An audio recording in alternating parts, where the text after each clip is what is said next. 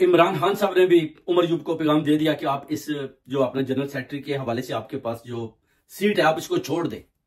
खत्म कर दें, अगर आप कुछ भी नहीं कर सकते। वो कहते हैं कि आप देखें कि जो पिछले 1 साल से जो उधर लड़कियां और लड़के और जितनी खवातीन कैद हैं, 1 साल हो गया है, आप उनको निकालने में नाकाम रहे हो, आप पीछे हट गए। और ये उमर यूब साहब को भी इस्तीफा देना पड़ा। उसके बाद अभी आप देख सकते हैं कि और इस्तीफे भी खान साहब लेंगे इनसे, जिनमें आप देखेंगे अभी अली अमीन गंडापुर के हवाले से भी बात हो रही है कि अली अमीन गंडापुर और असद कैसर की वजह कि उन्होंने भी पार्टी के लिए वो आवाज बुलंद नहीं की, उतनी जदोजहद नहीं की कि खान साहब को भी रहा करवाया जाए। उन्हीं की वजह से, जो उनकी बुजदरी की वजह से आज आप देख सकते हैं कि फैसल मंजो का जो फैसला देता है जी कि वो जी खान साहब के ऊपर वही जो सजा है उसको मुअत्तल नहीं किया जाएगा बल्कि बहाल रखा जाएगा। ये एक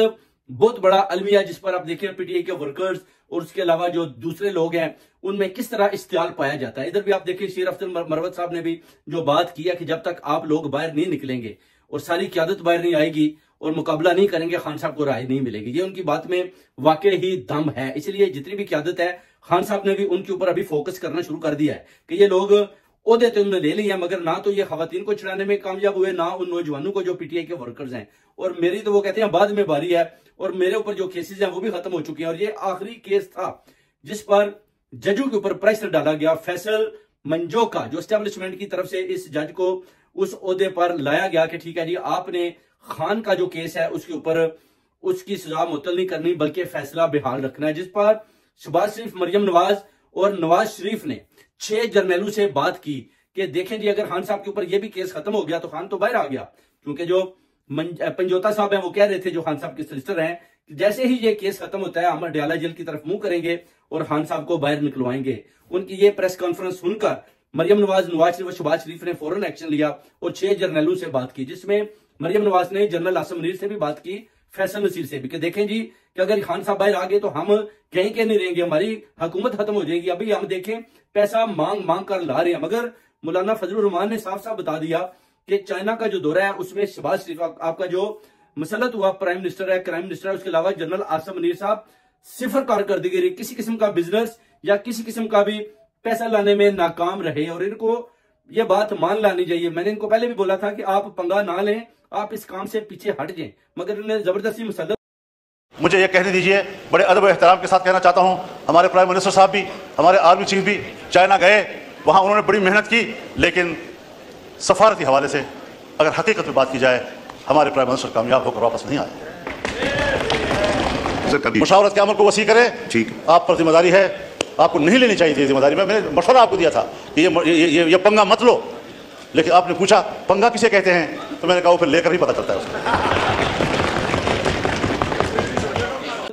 अभी इनकी नाकाम हुकूमत कहीं की नहीं रही और ये सब इनको चाहिए कि कैदी नंबर 804 से माफी मांगे और खान साहब को रिहाई दें, उनको बाहर निकालें। मगर ये सारे अदारे मिलकर और जितनी ये दिल्ली पार्लियामेंट है ये खान साहब के खिलाफ खड़े हुए हैं कि जी चेयरमैन पीटीआई वो जी जो बानी पीटीआई है वो जी माफी नहीं मांग रहे। एक से एक और फिर दूसरा उनके ऊपर कुछ ना कुछ ऐसा इल्जाम लगा दिया जाता है ताकि उनको अंदर रखने का जो है ना वो बहाना बनाया जाए। और यही वजह है कि खान साहब को रिहाई नहीं मिली और जिसकी वजह से पीटीआई के जो नौजवान है उनमें इस्तेमाल पाया जाता है और इस कम्युनिटी में भी पाया जाता है। और इसकी सारी वजह आप देख सकते हैं कि इसमें जितनी भी सियासी पार्टीज हैं उन्होंने मुखालफत किया। उधर आप फैसल वाडा को भी देख सकते हैं जो कहता है जी कि मुझे जी अपना चीफ जस्टिस काजी फाइज को कह रहा था कि मुझे जी फोक्सी कहा गया है कि मैं फोक्स हूं, लोमड़ी की चाल चल रहा हूं। मुझे इंडिया में भी ये बताया जा रहा है जी मेरी देखे जी बड़ी बेइज्जती हो रही है। आप देखें कि एक गद्दार आदमी ये और सर मुझे डायरेक्टली एक जज सर फॉक्सी कह रहा है एंड अ ब्लेम जिसको इंडियन न्यूज़पेपर्स में सर उठाया गया and my father is the only man left as an elder in my family. My mother passed away when I was Mustafa कमाल, ये दोनों गद्दार हैं बेसिकली। इन दोनों ने भरपूर किरदार अदा किया गद्दारी का और उसको एमएनए और इसको सेनेटर की सीट पर बिठाया गया सिर्फ इसलिए कि जैसे ही अगर एस्टेब्लिशमेंट को किसी किस्म की भी जरूरत पड़ती है तो इन दोनों लगड़ बगड़ों को इस्तेमाल किया जाए, इनकी जबान से झूठ पर झूठ लोगों को सुनाया जाए और इनको उन्होंने एक को सेनेटर और दूसरे को एमएनए की सीट से नवाजा ताकि इनको पार्लियामेंट में भी लाया जाए और इनको कोर्ट्स में भी जाकर अगर इनकी गवाही की जरूरत पड़े तो ये उधर भी झूठी गवाहियां दें। ये एक आप कह सकते हैं कि एक नई चीज सामने आई है जिस पर फैसलाबाद आप देखिए सजदे भी कर रहा है कोर्ट में एंटर होने से पहले, और जज ने उसी वक्त बोला कि ठीक है आपको ये बात नहीं करनी चाहिए थी। काजी फाजिल साहब ने बोला कि आपको फॉक्सी कहते हैं और अगर आपने जिक्र कर दिया तो फिर इस पर हम कुछ करेंगे। उसके बाद आप देख सकते हैं कि बात वही आकर फिर अपना बानी पीटीआई इमरान खान के ऊपर ही खड़ी हो जाती है। केसेस चल रहे हैं और सब ने मिलकर जो प्रेशर डाला है उस प्रेशर के हवाले से भी आप देख सकते हैं कि खान साहब की राय मुमकिन नहीं हुई, ना ही बुशरा बीबी की राय मुमकिन हुई है, क्योंकि पीटीआई के जितने भी आप देखिए एमएनएज एमपीएज हैं, आप देखिए लीमा बाजी उनको इमरजेंसी में भी बुलाती है तो उनमें से बहुत ज्यादा आदमी वो नहीं पहुंचते और जब बड़ा जोर लगाया जाता है तो फिर वो कहीं जाकर पहुंचते हैं। अगर ये सारे मिलकर कोर्ट में हाजिर हो जाते हैं, प्रेशर डालते हैं,